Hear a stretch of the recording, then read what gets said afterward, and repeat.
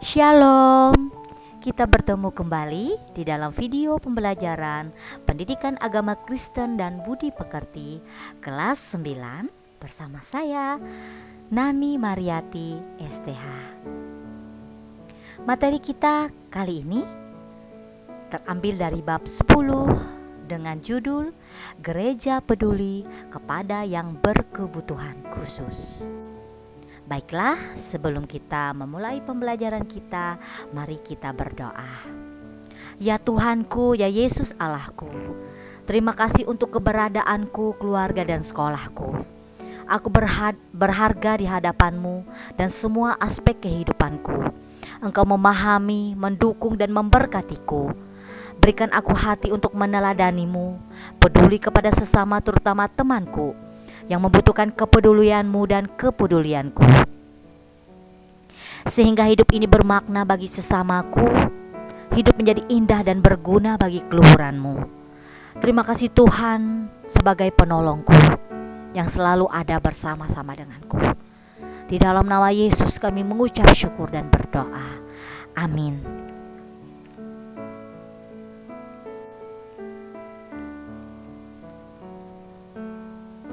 Sebelum kita masuk di dalam materi, Ibu akan memberikan IPK dan tujuan pembelajaran kita. Melalui pendekatan saintifik dengan menggunakan model pembelajaran discovery learning, peserta didik dapat berpikir kritis kreatif dalam menerima berbagai bentuk pelayanan gereja di tengah masyarakat pada masa kini, menunjukkan tanggung jawab terhadap berbagai bentuk pelayanan gereja di tengah masyarakat pada masa kini, mengkritisi bentuk pelayanan gereja di tengah masyarakat pada masa kini, dan membuat karya tentang berbagai bentuk pelayanan gereja di tengah masyarakat pada masa kini.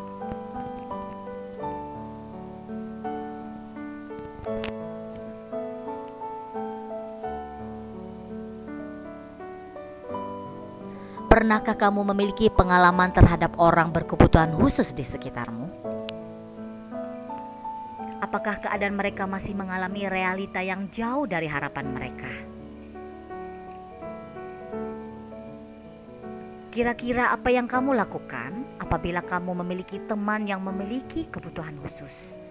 Dan menurut kamu, bagaimanakah seharusnya sikap orang Kristen terhadap orang berkebutuhan khusus? Anak dengan kebutuhan khusus adalah anak yang mengalami kelainan atau penyimpangan, baik fisik, mental, intelektual, sosial, dan emosional dalam proses pertumbuhan atau perkembangannya dibandingkan dengan anak-anak lain seusianya. Oleh karena itu, mereka memerlukan pelayanan pendidikan secara khusus. Meskipun seorang anak mengalami kelainan atau penyimpangan tertentu, namun jika kelainan atau penyimpangan tersebut tidak signifikan, maka sebetulnya mereka tidak memerlukan pelayanan pendidikan secara khusus. Mereka bisa menerima pendidikan bersama anak lain di sekolah umum. Di sini, Ibu akan memberikan penjelasan macam-macam jenis kebutuhan khusus di Indonesia. Ada 6. Yang pertama, tunanetra, yaitu anak yang mengalami gangguan penglihatan. Yang kedua, tunarungu, yaitu anak yang mengalami gangguan pendengaran. Yang ketiga, tunadaksa. Tunadaksa adalah anak yang mengalami kelainan anggota tubuh atau gerakan. Yang keempat, tunawicara. Tunawicara yaitu anak yang mengalami gangguan dalam berbicara. Yang kelima, tunalaras. Tunalaras adalah anak yang mengalami gangguan emosi dan perilaku. Dan yang keenam adalah tunagrahita, yaitu anak yang mengalami kelemahan dalam berpikir dan daya tangkap.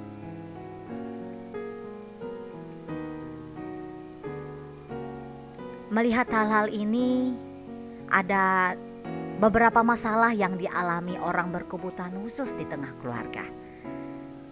Yang pertama, tidak mendapatkan warisan dari orang tuanya.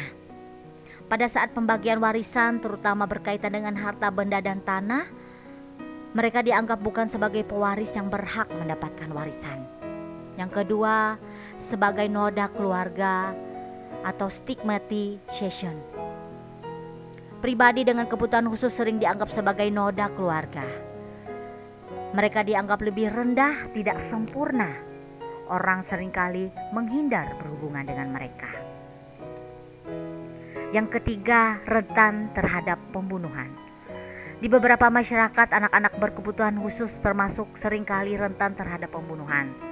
Hal ini terjadi karena anak tersebut dianggap sebagai pembawa bencana atau mereka ingin mempertahankan status keluarga. Yang keempat, dibuang.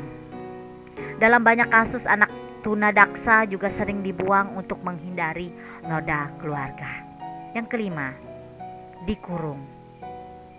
Keadaan ini terjadi untuk menyembunyikan hal yang dianggap aib keluarga. Dalam keluarga mereka diasingkan atau dikucilkan dan disembunyikan. Beberapa keluarga mengirim anak berkebutuhan khusus ke pusat penampungan anak berkebutuhan khusus. Namun mereka sangat jarang dikunjungi oleh keluarga. Yang keenam, buta huruf. Pribadi berkebutuhan khusus sering tidak menerima perlakuan dan hak pendidikan. Banyak yang drop out dan tetap buta huruf. Kemudian yang ketujuh, disia-siakan atau ditelantarkan. Banyak orang dengan kebutuhan khusus yang disia-siakan oleh keluarga, padahal banyak yang dapat mengalami pemulihan. Dari masalah-masalah tersebut, keadaan anak-anak yang berkebutuhan khusus,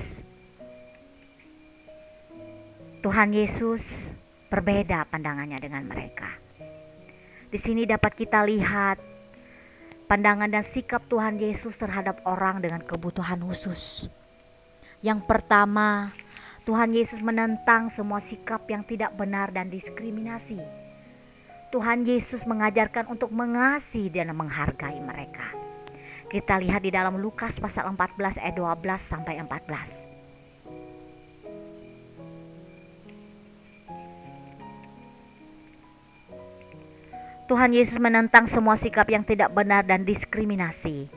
Injil Lukas merekam bagaimana sikap Tuhan Yesus kepada orang dengan kebutuhan khusus yang dianggap berdosa. Tuhan Yesus menghargai dan mengasihi dia. Ayat-ayat ini menyadarkan kepada kita semua termasuk gereja dan keluarga, kepada siapa kita harus mengekspresikan solidaritas kita. Apakah kepada orang kaya atau orang yang berkebutuhan khusus dan yang miskin? Sebetulnya jawabannya jelas kepada orang dengan kebutuhan khusus dan yang miskin, serta dikucilkan oleh masyarakat atau keluarga. Sikap Tuhan Yesus membawa pesan agar kita bersikap menerima, berbelas kasih, dan memiliki kasih. Secara sengaja Tuhan Yesus menghilangkan batas-batas yang dibuat oleh keluarga dan masyarakat, dan membentuk pemahaman baru tentang komunitas yang berakar kepada anugerah atau karunia Tuhan. Ini semua merupakan tantangan kepada orang-orang yang mengucilkan pribadi orang berkebutuhan khusus dalam keluarga dan masyarakat. Yang kedua, Tuhan Yesus menghendaki adanya relasi yang adil, kemauan untuk berbagi, saling memperkuat dan memberdayakan. Di dalam kerajaan Tuhan, Yesus menghendaki adanya relasi yang adil dan kemauan untuk berbagi, saling memperkuat dan memberdayakan. Tuhan Yesus memahami bahwa relasi yang adil dapat terjadi hanya jika orang yang dengan kebutuhan khusus merasa mereka dikuatkan, mereka setara dan berada dalam suatu keluarga dan komunitas yang kondusif untuk menguatkan masing-masing orang. Yang ketiga, Tuhan Yesus menolong secara utuh terhadap orang yang berkebutuhan khusus untuk menentang sikap diskriminasi.